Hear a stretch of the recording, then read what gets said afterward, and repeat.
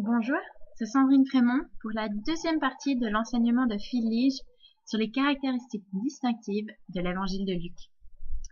Donc, une des caractéristiques distinctives prédominantes de l'évangile de Luc, c'est ce qu'on en a déjà parlé dans la première partie, c'est l'emphase qu'il va mettre sur l'argent, la richesse, les biens et la pauvreté. Et ça commence en fait dès le début de l'évangile, au chapitre 1, avec le chant de Marie, où on a un renversement dans le mode de pensée, du style vous êtes le premier, vous serez les derniers, etc.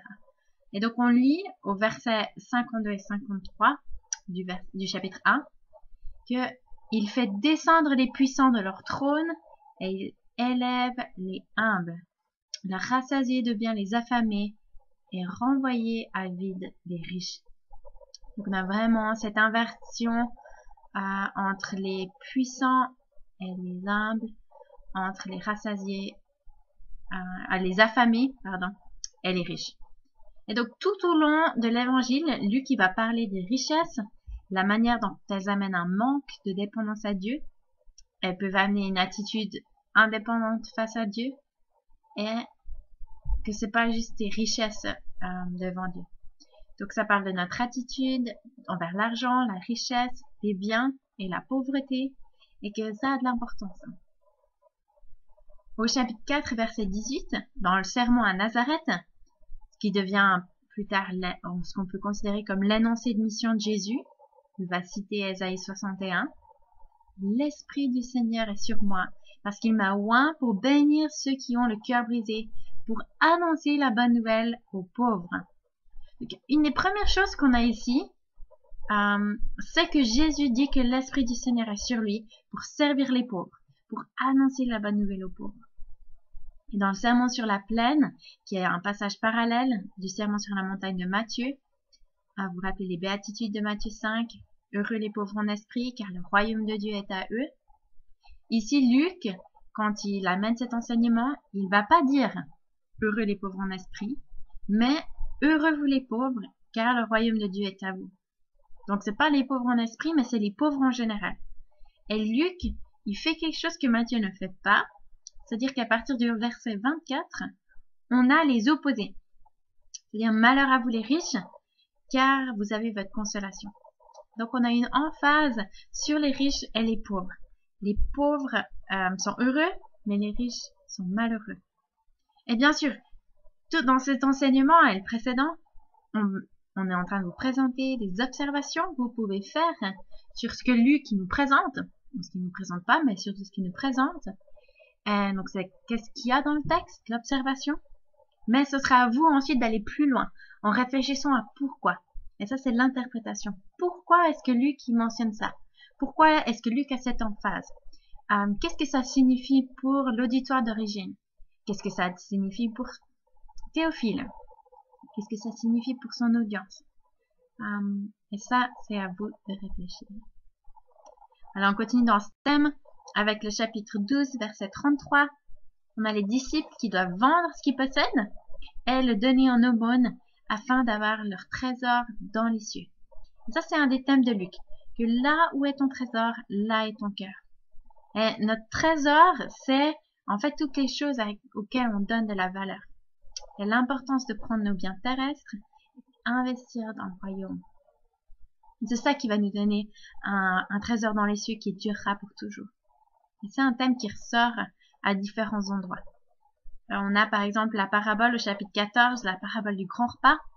On a les gens qui viennent avec leurs excuses, pourquoi ils ne peuvent pas venir. Et Luc ajoute des détails dans cette parabole d'une manière unique. C'est-à-dire qu'on a le serviteur qui est de retour et qui rapporte à son maître ce qui se passe, et le maître de la maison irrité, et il va dire à son serviteur, va promptement sur les places et dans les rues de la ville et amène ici les pauvres, les estropiés, les aveugles et les boiteux. Donc, à nouveau, on a cette emphase, cet accent qui est mis sur les pauvres. Et Dieu qui va rejoindre, faire un pas envers les pauvres. C'est intéressant de remarquer que l'ange Gabriel, il va aller vers une jeune femme modeste, et vers des bergers humbles. Dans Matthieu, c'est des rois d'Orient, des mages. probablement des représentants du gouvernement qui sont venus d'Orient pour adorer le roi, alors que Jésus, il était à Bethléem. C'est des nobles, mais dans Luc, c'est pas le cas. Ici, on a une jeune femme modeste, Marie, et des bergers humbles qui sont invités à venir adorer le roi.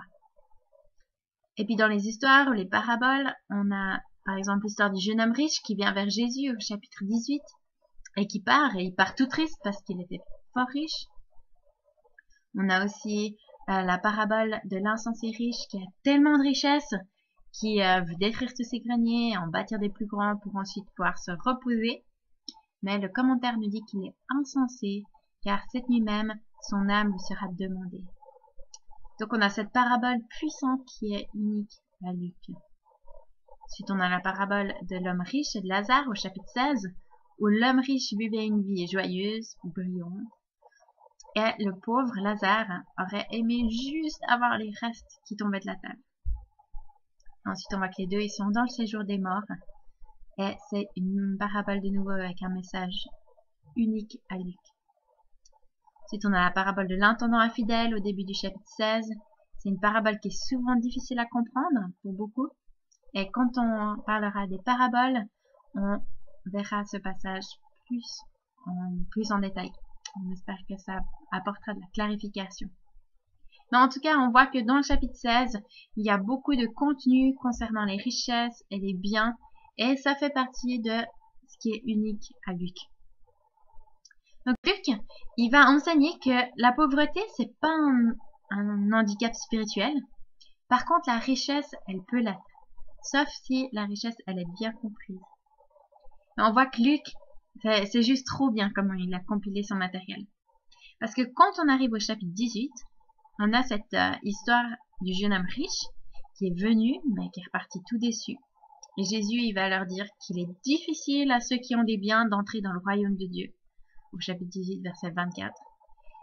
Car il est plus facile à un chameau de passer par un trou d'aiguille qu'à un riche d'entrer dans le royaume de Dieu. En fait, ça aurait dû choquer les disciples. Parce que dans leur compréhension, les riches sont bénis de Dieu. Et d'ailleurs, si les gens, ils ont des biens, ça veut dire qu'ils vivent une vie juste et droite. C'est leur compréhension qui venait de l'Ancien Testament avec les bénédictions et les malédictions de Deutéronome. Donc ceux qui ont entendu au verset 26, ils ont dit, mais alors qui peut être sauvé? Et Jésus il leur répondit, ce qui est impossible aux hommes est possible à Dieu. Et ensuite, de nouveau, comme c'est trop beau, comme Luc il a compilé son matériel, juste quelques versets plus loin, au chapitre 19, verset 1, on a l'histoire d'un homme riche, d'un homme très riche, qui s'appelle Zachée. Et lui, il a trouvé le salut. Et il a répondu de la bonne manière, même si c'était un homme riche. Donc ce qui est impossible aux hommes est possible à Dieu. Donc ici on a un homme riche qui trouve le salut. Verset 1, Jésus lui dit, aujourd'hui le salut est venu pour cette maison, parce que celui-ci est aussi un fils d'Abraham, car le Fils de l'homme est venu chercher et sauver ceux qui étaient perdus. Et donc Luc, il a cet accent qui est mis sur les pauvres, et Jésus rejoint les pauvres. La plupart des miracles, ils étaient faits pour les pauvres. Il y a plusieurs paraboles qui sont importantes, qui sont uniques à Luc, des avertissements contre les dangers de l'argent et l'amour de l'argent, comment utiliser l'argent pour le royaume et ne pas le garder pour soi. Mais au milieu de tout ça, personne riche peut trouver le salut. Et donc c'est un accent important que Luc, il a sur les biens et la pauvreté. Un autre thème qui est très important à Luc, c'est le thème de la prière. Et une fois de plus, si on compare les évangiles synoptiques, il y a 7 occasions dans la vie de Jésus qui apparaissent dans les autres évangiles synoptiques, soit dans tous, soit dans au moins un autre que Luc.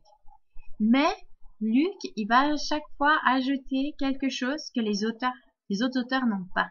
Et ce qu'il va ajouter, c'est la dimension de la prière. Par exemple, au chapitre 3, verset 21, on a le baptême de Jésus.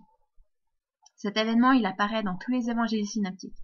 Mais, ce qu'on lit et ce que Luc il ajoute, c'est « Tandis que tout le peuple se faisait baptiser, Jésus fut aussi baptisé. Et pendant qu'il priait, le ciel s'ouvrit. Donc on a ce petit passage pendant qu'il priait qui est ajouté par Luc et qui est unique à son évangile. Au chapitre 5, on a une journée standard dans la vie de Jésus. Il y a un parallèle dans Marc. Et on lit que les foules nombreuses se rassemblaient pour l'entendre et pour être guéris de leur maladie. Et ce que Luc ajoute, c'est « Mais lui se retirait dans le désert et priait ». Donc Luc il va ajouter que au milieu de son occupation, d'une journée remplie où il fait beaucoup de miracles et où il voit beaucoup de monde, dans tout ce qu'il faisait, ensuite il va prendre du temps pour prier. Au chapitre 6, on a Jésus qui choisit ses 12 disciples. Et à nouveau, c'est commun aux autres évangiles synoptiques. Mais ce que Luc nous dit, c'est en ce temps-là, Jésus se rendit à la montagne pour prier. Et il passa toute la nuit dans la prière. Et donc Luc nous dit, il ajoute qu'avant de choisir ses disciples, Jésus, il va faire une nuit de prière. Un des éléments communs aux synoptiques, c'est la confession de Pierre dans Luc 9, versets 18 à 20. Un jour, Jésus priait à l'écart et que ses disciples étaient avec lui. Il leur posa cette question. Les foules, que disent-elles que je suis? Ils répondirent. Jean-Baptiste, d'autres Élie, quelques-uns des anciens prophètes ressuscités. Mais vous, leur dit-il, qui dites-vous que je suis? Et Pierre répondit, le Christ de Dieu. Donc on voit que c'est seulement Luc qui nous dit que ça s'est passé un jour où Jésus pria. Quelques versets plus loin, on a la transfiguration qui apparaît aussi dans tous les synoptiques. Et on a Jésus qui prend Pierre, Jean et Jacques et son apparence est changée devant eux. Il est transfiguré. Mais c'est Luc qui va ajouter qu'il monta sur la montagne pour prier et pendant qu'il priait, l'aspect de son visage changea.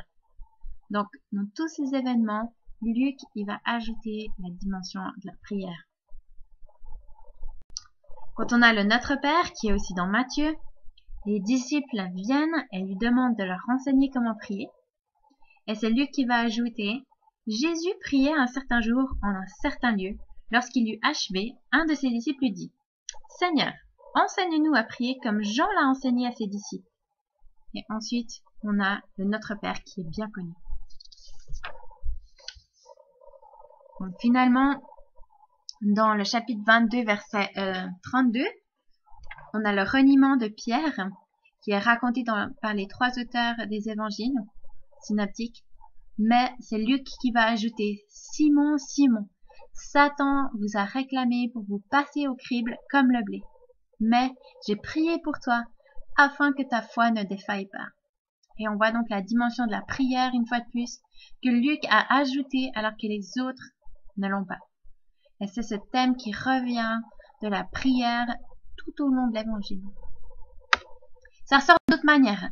Par exemple, c'est dans Luc qu'on trouve les paraboles qui illustrent le besoin de la prière, de persévérer dans la prière, d'être persistant dans la prière. On a l'histoire de l'ami qui vient au milieu de la nuit et qui demande. Ensuite, on a l'histoire de la veuve et du juge inique, où de nouveau c'est un appel à persister. Ces deux paraboles nous parlent du besoin de persévérer, de persister dans la prière. Ensuite, c'est seulement dans Luc que Jésus va demander à ses disciples de prier pour lui quand il est à Gethsemane. C'est quelque chose que, seulement Luc nous dit. Ensuite, on a une exhortation à la prière. Priez pour ceux qui vous maltraitent. Priez pour les ouvriers qui viennent pour la moisson qui est grande. Et finalement, une exhortation. Quand vous êtes dans le besoin, de demander, de chercher, de frapper. C'est vraiment une exhortation à prier pour des choses spécifiques. De prier et de ne pas se lasser. De prier pour être délivré de la tentation. Et moi je vous encourage vraiment. Pourquoi Luc il répète tout ça? Enfin, là on est juste en train d'observer le texte.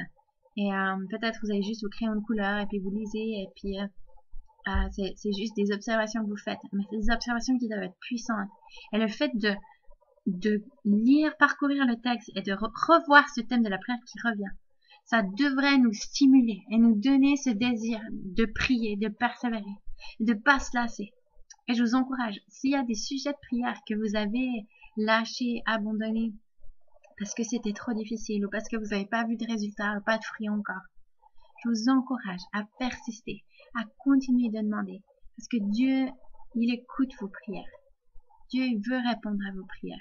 Alors priez et ne vous lassez pas. Persistez. Continuez de demander. Continuez de chercher. Continuez de frapper. Parce que Dieu, il veut répondre à vos prières. Et donc, c'est toutes ces exhortations qu'on a, ces illustrations qu'on a dans l'évangile de Luc. Et on a même encore un exemple d'une prière qui est acceptable. On a au chapitre 18 l'histoire du pharisien et du péager qui vont dans le temple pour prier. On a le péager qui se frappait la poitrine en priant « Ô Dieu, sois apaisé envers moi pécheur ». Et le pharisien qui dit « Ô Dieu, je te rends grâce que je ne suis pas comme ce péager ». Et on voit quel genre de prière est acceptable, vu que le péager est justifié, entendu, mais pas le pharisien. On a Luc qui a cet accent qui répète ce thème de la prière et de la place de la prière dans la vie du chrétien. Et lié à cela, il y a ce que Luc a fait beaucoup, il fait beaucoup de remarques sur la louange. C'est quelque chose qui est unique à Luc, que les autres auteurs de l'évangile n'ont pas forcément. Si on pense aux 2 premiers chapitres et au ton qu'on a dans les narrations de la nation et qu'on les compare avec Matthieu, il y a vraiment un ton, une atmosphère qui est très différente. Dans Matthieu, on a la naissance du Sauveur, mais elle se passe au milieu de difficultés. Parce qu'on a Hérode qui avait demandé de faire tuer tous les bébés, on a les sages qui s'échappent par un autre chemin, il y a la tristesse des enfants qui sont assassinés à Bethléem, et il y a Joseph et Marie qui doivent s'enfuir en Égypte avec le bébé, et ensuite ils ne peuvent pas revenir à Bethléem à cause du règne d'Archélaüs, un des fils d'Hérode qui est cruel et brutal, et c'est pourquoi ils vont à Bethléem, à Nazareth. Donc on a une certaine atmosphère, un ton qui est utilisé pour la naissance de Jésus dans Matthieu, qui est très différent de Luc, qui est rempli de louanges. Il y a ces portions très connues que l'Église d'ailleurs, au travers des siècles, leur a donné des noms spécifiques. Par exemple, on a l'Ave Maria, qui est la visite de l'ange à Marie, avec ce merveilleux passage qui est rempli de louanges et de merveilles dans la réponse de Marie. Et ensuite, on a le Magnificat, au chapitre 1, verset 46 et suivant, où Marie, elle dit « Mon âme exalte le Seigneur et mon esprit a de l'allégresse en Dieu mon Sauveur. » Et ensuite, elle donne la raison pour ça. C'est un psaume qui est magnifique de louange, un chant de reconnaissance. Ensuite, on a le Bénédictus de Zacharie au verset 68. « Béni soit le Seigneur, le Dieu d'Israël, de ceux qu'il a visité et racheté son peuple. » Ensuite, on a au chapitre 2 le Gloria in excelsis, les anges qui apparaissent au berger. À nouveau, c'est rempli de joie. Il y a des anges avec une multitude de l'armée céleste qui louaient Dieu et qui disaient « Gloire à Dieu dans les lieux très hauts et paix sur la terre parmi les hommes qui l'agréent. » C'est de nouveau une louange qui est pleine de joie. Ah, je n'ose pas imaginer comme ça devait être beau de voir tous ces anges qui sont en train de louer, de rendre gloire à Dieu pour la venue de Jésus. Puis ensuite, on a Siméon qui est dans le temple. Il y a le Nunc Dimittis au chapitre 2, verset 29. Alors que Siméon voit l'enfant et il adore Dieu. « Maintenant, maître, tu laisses ton serviteur s'en aller en paix, car mes yeux ont vu ton salut. » On imagine cet homme qui est vieux. Ça fait des années qu'il prie pour demander à voir l'accomplissement des promesses de Dieu. Et là, à la fin de sa vie, Dieu lui permet ça. Et on peut imaginer cette reconnaissance, cette adoration qui sort de Siméon, parce qu'il n'y a que ça. Et c'est un encouragement pour nous aussi. Quelle est notre réaction quand Dieu il réalise ses promesses, il accomplit ses promesses? on doit répondre avec la louange. Ça devrait être le seul truc. On ne peut pas être blasé de ce que Dieu a fait, de l'accomplissement de ses promesses. Et de lire ces passages, ça devrait nous encourager, être rempli de joie et de louange envers Dieu. Et ensuite, en fait, quand on continue tout au long du livre de Luc, on a cet aspect de Dieu qui est glorifié. On trouve par exemple au chapitre 5 un homme qui est guéri, c'est l'homme paralytique que ses amis l'avaient descendu par le toit. Et il rentre à la maison en glorifiant Dieu. Tu m'étonnes. Il doit sûrement avoir plus d'espoir, ce gars paralysé. Et là, ce jour-là, il rentre en marchant, en portant son matelas. Waouh, ça devait être trop beau. Et ensuite, on a le fils de la veuve qui ressuscite dans le village de Nain. Et tous furent saisis de crainte. Ils glorifiaient Dieu et disaient, un grand prophète s'est levé parmi nous. Là, on a la louange. On a tout le village qui rend gloire à Dieu. Et qu'on puisse aussi se réjouir et rendre gloire à Dieu quand il fait des miracles autour de nous. Pas juste pour nous, mais pour les personnes autour de nous. Et ouais, tout le long du camp, on retrouve ce thème de louange et d'adoration. On trouve cette femme infirme qui est guérie le jour du sabbat dans la synagogue, au chapitre 13, où il lui impose les mains, elle se redresse et elle glorifie Dieu. Ensuite, on a l'histoire des 10 lépreux qui sont guéris, et on a l'un d'eux, se voyant guéri, revint sur ses pieds, sur ses pas, et glorifia Dieu à haute voix. Il tomba face contre terre aux pieds de Jésus et lui rendit grâce. C'était un Samaritain. On a encore l'aveugle, juste en dehors de Jéricho, un autre exemple d'un homme qui va glorifier Dieu une fois qu'il est guéri. Et donc on a ce thème de louer Dieu et de bénir Dieu. C'est aussi le thème de la joie, qui est fortement lié, du fait de se réjouir, de sauter de joie, de rire.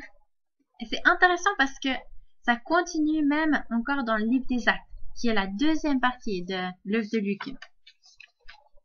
Vous vous rappelez peut-être de l'homme qui est guéri à la porte appelée la Belle, qui saute et qui danse en louant Dieu. Un autre exemple de ce thème de la louange. On va passer au thème suivant, qui est celui du Saint-Esprit. Très important pour Luc et les autres écrivains des évangiles. Bien sûr que c'est un thème qui va continuer fortement dans la deuxième partie de son œuvre, dans le livre des Actes. Il y a même certaines personnes qui suggèrent qu'on appelle le livre des Actes du Saint-Esprit au lieu du livre des Actes des Apôtres. Parce que c'est vrai que dans ce livre, le personnage principal, c'est vraiment le Saint-Esprit. C'est lui qui est l'initiateur à chaque fois. Donc on voit dans l'évangile de Luc que dès le début, le Saint-Esprit est important. On a Jean-Baptiste qui est rempli du Saint-Esprit, même avant sa naissance. On a la conception de Jésus qui va se faire avec le Saint-Esprit. On peut lire au verset 35. Le Saint-Esprit viendra sur toi et la puissance du Très-Haut te couvrira de son ombre. On lit qu'Élisabeth est remplie du Saint-Esprit quand Marie, enceinte, la salue, au verset 41. Et ensuite, on a Zacharie qui est rempli de l'Esprit avant de prophétiser son chant, son psaume prophétique. Ensuite, on a le Saint-Esprit qui va venir sur Siméon, au chapitre 2. L'Esprit Saint était sur lui, il avait été divinement averti par le Saint-Esprit qu'il ne verrait pas la mort avant d'avoir vu le Christ du Seigneur. Donc le Saint-Esprit était sur lui, et c'est le Saint-Esprit qui va le pousser au temple ce jour-là. Donc la place du Saint-Esprit, elle est très importante dans Luc. Et finalement, au chapitre 3, on lit que Jésus va baptiser d'esprit et de feu, alors que Jean-Baptiste, il baptise d'eau. Enfin, c'est pas terminé parce qu'on va voir encore que lors du baptême de Jésus, il y a l'Esprit Saint qui descend sur lui sous une forme corporelle comme une colombe, que c'est ce qu'on lit. Et Jésus est rempli de l'Esprit. C'est là qu'il va être conduit dans le désert par l'Esprit. Et donc au chapitre 4, on voit qu'il est rempli de l'Esprit. Verset 14 du chapitre 4, Jésus retourne en Galilée et il retourne avec la puissance de l'Esprit. Il va dans le désert, poussé par l'Esprit, il est rempli par l'Esprit. Et quand il ressort, après ce temps de tentation, il est rempli de la puissance de l'Esprit. Ensuite, on a Jésus qui lit Ésaïe 61. Et ça tombe bien, parce qu'il va dire « L'Esprit du Seigneur est sur moi, parce qu'il m'a oint pour guérir tous ceux qui ont le cœur brisé, pour annoncer la bonne nouvelle aux pauvres. Il m'a envoyé pour proclamer aux captifs la délivrance. » Donc on voit qu'il est rempli de l'Esprit. Alors que vous continuez à parcourir le livre de Luc, vous trouverez encore bien d'autres références au Saint-Esprit. La plupart sont dans les 4 premiers chapitres. Et le but, c'est de montrer que tout ce que Jésus va faire, c'est au travers et grâce à la puissance du Saint-Esprit. D'autres références, on a par exemple Jésus qui tressaillit par le Saint-Esprit, alors que les 70, ils retournent de leur exploit missionnaire. Et de nouveau, une vraie confirmation, un encouragement, que quand on prie pour le Saint-Esprit, quand on demande au Père pour recevoir le Saint-Esprit, alors on peut être certain de le recevoir. Ça, c'est dans le chapitre 11. À combien plus forte raison le Père Céleste donnera-t-il l'Esprit Saint à ceux qui le demandent? Et ça, c'est un passage différent de Matthieu, où Matthieu va parler de bonnes choses, mais Luc, il va parler du Saint-Esprit. Et on voit dans l'Évangile et dans le livre des Actes l'importance du Saint-Esprit, qui est la présence de Dieu, qui est la puissance de Dieu, qui équipe Jésus dans son ministère, qui équipe l'Église dans l'œuvre qu'il a à faire pour répandre l'Évangile. Et je vous encourage, demandez le Saint-Esprit, demandez le Saint-Esprit, parce que le Père, il veut vous le donner. On a cette confirmation, cet encouragement dans le chapitre 11. On a aussi le danger du blasphème contre le Saint-Esprit, mais aussi une exhortation, un encouragement, que c'est le Saint-Esprit qui nous enseignera ce que vous devrez dire, quand on en a besoin, dans un lieu de persécution. Le Saint-Esprit nous enseignera ce qu'on devra dire. Finalement, on a le passage du bâton dans le chapitre 24, verset 49. « Et voici, j'enverrai sur vous ce que mon Père a promis. » Donc on sait que là, il parle du Saint-Esprit, d'après Actes 1, verset 5. « Mais vous, restez dans la ville jusqu'à ce que vous soyez revêtus de la puissance d'ange. » Donc, on voit que vraiment le thème qui revient avec le Saint-Esprit, c'est la puissance qui est avec l'Esprit. Une autre emphase que Luc il a, qui est connectée avec le thème des pauvres, et de ceux qui sont dans le besoin, ceux qui sont rejetés ou méprisés, c'est l'emphase sur les enfants. Donc, il y a l'accent qui est mis sur les enfants beaucoup plus qu'aucun autre auteur de l'Évangile. D'abord, on a une grande portion de l'Évangile qui est dédiée à la naissance et à l'enfance de Jean-Baptiste, mais aussi à la naissance et à l'enfance de Jésus, bien sûr. On a 2 chapitres, beaucoup de versets. Et d'ailleurs, il n'y a que Luc qui va parler de Jésus en tant que garçon, quand il a 12 ans, par exemple, et qu'il est dans le temple, parle avec les docteurs de la loi et que ses parents le cherchent. On lit qu'il y a des parents qui amènent des enfants à Jésus, au chapitre 18, et Jésus les accueille, même si les disciples les aimaient pas trop ça. Mais Jésus va leur dire, laissez venir à moi les petits enfants et ne les en empêchez pas, car le royaume de Dieu est pour leur pareil. Ensuite, on lit la résurrection du fils de la veuve de Nain, qui est unique à Luc. Et ensuite, on a l'histoire de la fille du chef de la synagogue, la fille de Jairus, qui ressuscite. Donc on voit que les miracles que Jésus il fait, comment il va pourvoir aux besoins, toucher la vie, c'est aussi pour les enfants, pas juste pour les adultes. On a l'histoire du garçon épileptique qui était fils unique et qui est guéri. On lit aussi que Jésus, il va prendre un petit enfant, et il va le placer devant lui, face à ses disciples, et il va prendre cet enfant comme un exemple, un modèle à suivre. Et on voit comme ça que Jésus va redonner de l'estime aux enfants, il va les valoriser, il va les honorer. Voilà pour le thème suivant, je vais passer très rapidement, mais juste pour vous dire que une des choses que Luc va faire dans son style, c'est qu'il va montrer beaucoup de contrastes. Il va contraster plusieurs choses et vous avez compris normalement que le but d'un contraste, c'est de mettre en évidence un point particulier. Et après, ce sera à vous de vous poser la question, pourquoi est-ce que c'est mis en évidence? Qu'est-ce qui est mis en évidence? Et pourquoi est-ce que Luc le met en évidence? Donc, par exemple, au début, on a Zacharie qui doute et Marie qui croit. On a les deux qui sont dans une situation très similaire, mais il y en a un qui doute et l'autre qui croit. On a Marie qui écoute Jésus et Marthe qui s'inquiète. Donc les deux femmes sont contrastées. On a la parabole avec le pharisien qui est fier, mais le péager qui est humble. On a la parabole de l'homme riche et de Lazare qui est destitué au chapitre 16. On a au chapitre 10 le prêtre et le lévite qui sont insensibles, mais le samaritain qui est plein de compassion dans la parabole du bon samaritain. On a aussi l'histoire avec les 9 lépreux qui sont ingrats, mais un qui est reconnaissant, et c'est le samaritain. On a le fils prodigue et le fils aîné. On a Simon qui s'auto-justifie et la femme qui se repent parce qu'elle connaissait l'amour et l'acceptation de Jésus. Ensuite, on a le morceau d'un habit neuf et le vieil habit, et puis l'illustration du nouveau vin et les vieilles outres. On a la maison qui est bâtie sur le roc et la maison qui est sur le sable. On a les intendants fidèles et l'intendant infidèle. On a la brebis qui est perdue et les 99 qui sont en sécurité. On a un bébé sans défense au début de l'évangile, mais à la fin de l'évangile, on a un sauveur qui est exalté. Donc, on a tous ces contrastes, c'est des caractéristiques qui sont très distinctes de Luc.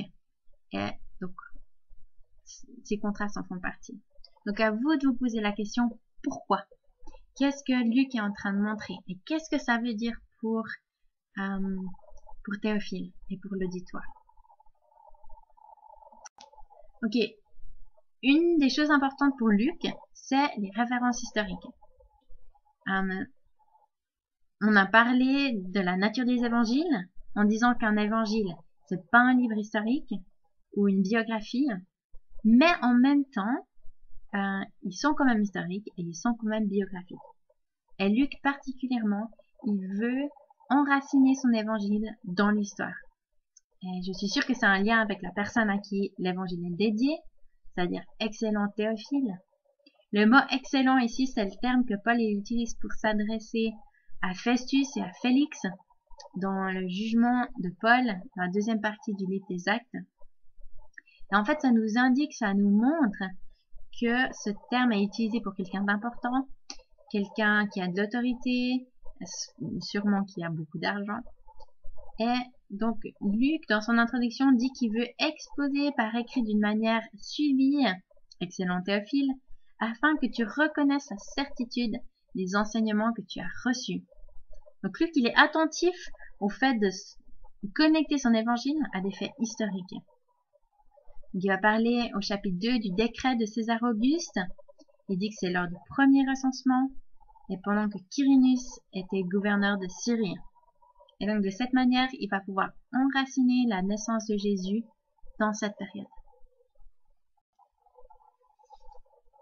Ensuite, on arrive au chapitre 3. Et il va faire ce qui est très commun, qui est habituel pour tous ceux qui écrivaient des documents historiques à l'époque de Luc, parce qu'ils n'avaient pas moyen de donner la date comme nous, on pourrait le faire. Luc, il ne pouvait pas dire en 29 après Jésus-Christ, ou en 30 après Jésus-Christ, ou en 27 après Jésus-Christ, enfin, peu importe la date du début du ministère de Jésus. Et ce qu'il faisait à l'époque, c'est qu'il donnait une liste de marqueurs, c'est-à-dire des différents dirigeants, différentes personnes du gouvernement ou événements, et c'est ça que Luc va faire ici. Donc c'est au chapitre 3. La 15e année du règne de Tibère César, alors que Ponce Pilate était gouverneur de la Judée, Hérode, tétrarque de la Galilée, son frère Philippe, tétrarque de l'Ithurée et du territoire de la Traconite, Lysania, tétrarque de l'Abilène, et du temps des souverains sacrificateurs, Anne et Caïphe. Donc, lui, il a beaucoup de marqueurs, et Donc, grâce à ces marqueurs, Luc il va pouvoir enraciner son évangile, le poser dans l'histoire. Donc, c'est une manière de donner en fait la date de la révélation de Jean-Baptiste. Et on a ces révélations historiques. Au niveau dans les preuves externes, dans son prologue de l'évangile, son style d'introduction, il est très similaire au style utilisé par les auteurs grecs de cette époque. Par exemple, on a l'historien Joseph, et on peut lire une de ses introductions. Dans mon histoire, excellent Épaphrodite, j'ai été suffisamment clair sur l'ancienneté de notre race juive. Depuis, cependant, je constate qu'un nombre considérable de personnes discréditent la déclaration. Je considère qu'il est de mon devoir de consacrer un bref traité de tous ces points. Ou un autre exemple de Joseph, dans le premier volume de cet ouvrage, mon très estimé Épaphrodite, je démontre l'antiquité de cette race. Donc on voit que la manière que Luc il a d'écrire est très similaire au style de son époque, ce qui paraît logique. Alors, une autre emphase que Luc il a, qu'on peut regarder, c'est l'emphase qu'il a sur le temple, une autre caractéristique, et sur Jérusalem. Quand vous lisez les références sur le temple et sur Jérusalem, il y en a certaines qui sont neutres, c'est simplement pour dire c'est là le lieu où ça se passe, mais il y a d'autres références qui sont en lien au jugement. Et ça, c'est un des thèmes qui revient souvent dans Luc, les prophéties contre Jérusalem. On voit dès le début avec Simon, au chapitre 2, verset 34, qui va dire Siméon, voici cet enfant est là pour la chute et le relèvement de beaucoup en Israël, et comme un signe qui provoquera la contradiction, afin que les pensées de beaucoup de cœurs soient révélées. Ainsi, il va aussi donner une parole très personnelle à Marie, disant « Et toi-même, une épée te transpercera l'âme ».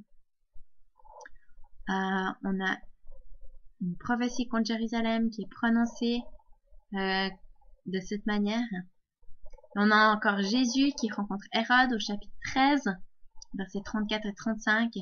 Et voilà les paroles qu'il va prononcer sur Jérusalem. Jérusalem, Jérusalem, qui tue les prophètes et qui lapide ceux qui te sont envoyés. Combien de fois ai-je voulu rassembler tes enfants comme une poule rassemble sa couvée sous ses ailes, et vous ne l'avez pas voulu, mais ma maison vous sera laissée. Donc là, la maison, c'est une référence au temple qui sera laissé. Et ensuite, il dit, mais je vous le dis, vous ne me verrez plus jusqu'à ce que vous disiez, béni soit celui qui vient au nom du Seigneur. Et on voit une manière puissante dans la parabole au chapitre 19, verset 11 et suivant, cette parabole sur les mines, cette parabole à double tranchant, où on a deux choses qui se passent dans cette parabole. Une des raisons, c'est que cette parabole, elle est prononcée, excusez-moi, pendant qu'il s'approchait de Jérusalem. Et ce que j'aimerais faire, c'est mettre en évidence le verset 14, qui parle des concitoyens qui le haïssaient et qui envoient une ambassade après lui pour dire « Nous ne voulons pas que celui-ci règne sur nous ». Et en fait, ces personnes-là, à la fin, elles sont amenées et égorgées devant le roi. En d'autres termes, ceux qui résistent au roi seront jugés. C'est important, c'est très significatif en fait comme passage parce que juste après, on a Jésus qui va entrer dans Jérusalem sur un âne. Et juste après ça, on a Jésus qui pleure sur Jérusalem et qui prophétie sa destruction. C'est important parce qu'en fait, Jérémie, qui est connu pour être le prophète pleureur, et dans Jérémie, on a des beaux passages où, avec la poésie hébraïque, on n'est pas sûr en fait si c'est Jérémie ou si c'est Dieu qui parle ou qui pleure. Mais en fait, c'est ça qui fait le génie de ces passages. Et les larmes du prophète deviennent les larmes de Dieu. Alors qu'il pleure sur cette ville qui se rebelle alors qu'elle allait faire face au jugement. Ensuite, on a la parabole de la vigne au chapitre 20, verset 9 et suivant, où on a les intendants qui voulaient pas donner les fruits au maître, et ensuite le maître va les faire périr. C'est une prophétie de la destruction de Jérusalem. On a le chapitre 21 qui est connu comme le discours du mont des Oliviers, avec une prophétie de la destruction de Jérusalem.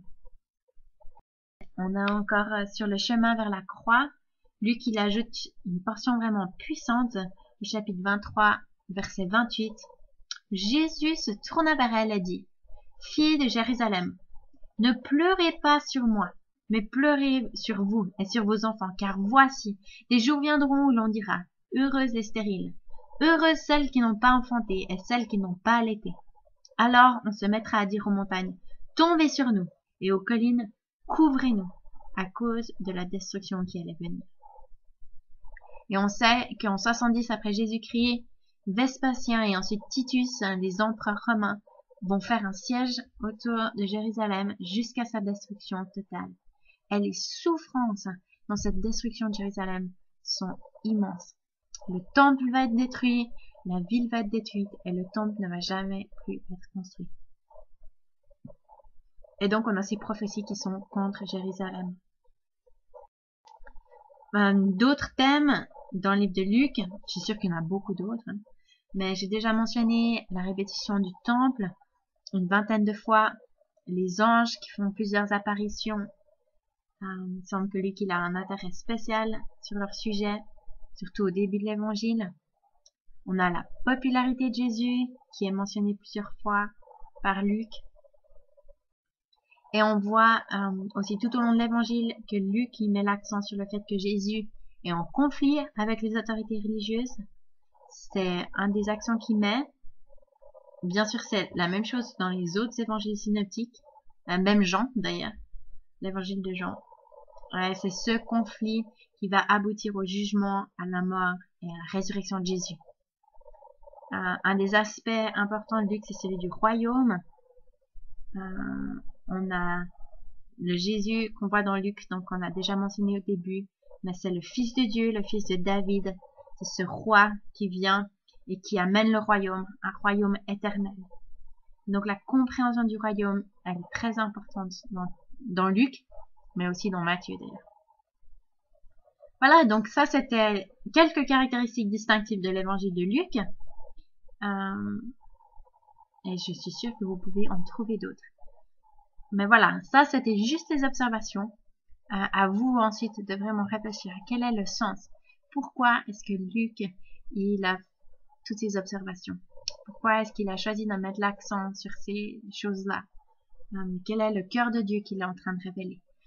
Qu'est-ce qu'il est en train de présenter sur le royaume de Dieu? Qu'est-ce que ça veut dire pour Théophile? Qu'est-ce que ça veut dire pour l'auditoire? Qu'est-ce que ça veut dire pour des non-juifs? Qu'est-ce que ça veut dire pour des juifs? Voilà. Bonne continuation d'études.